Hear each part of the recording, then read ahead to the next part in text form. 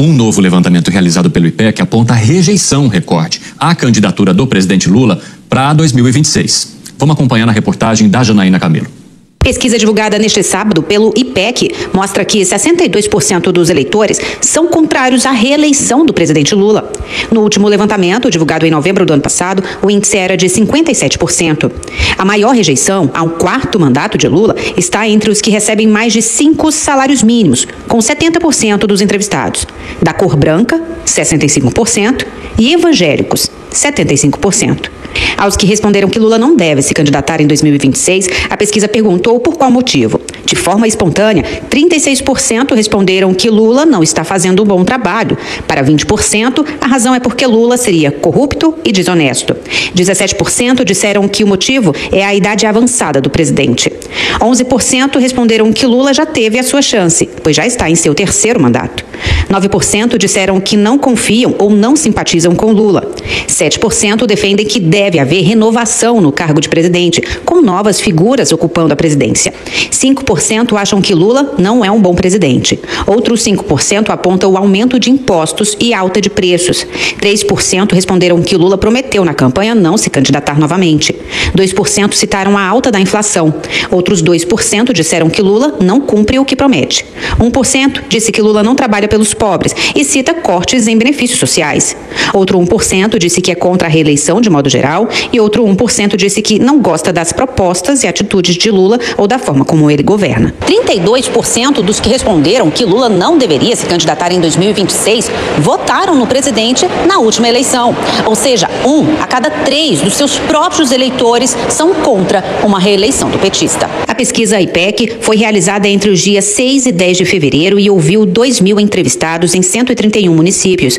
Na última sexta-feira, pesquisa Datafolha apontou o pior nível de aprovação da gestão de Lula de todos os seus 3 mandatos. A taxa de aprovação do presidente caiu de 35% na última pesquisa, feita há 2 meses, para 24%. A taxa de reprovação também foi recorde, de 41%. A Cássio Miranda, tem um lance muito interessante nesses números, que é o aumento da reprovação, inclusive entre aqueles que votam, já votaram, que apoiam o presidente da República. Ou seja, quando a fé das pessoas que acompanham determinado presidente, que apoiam esse presidente, também cai, aí eu acho que o sintoma é um pouquinho maior, né?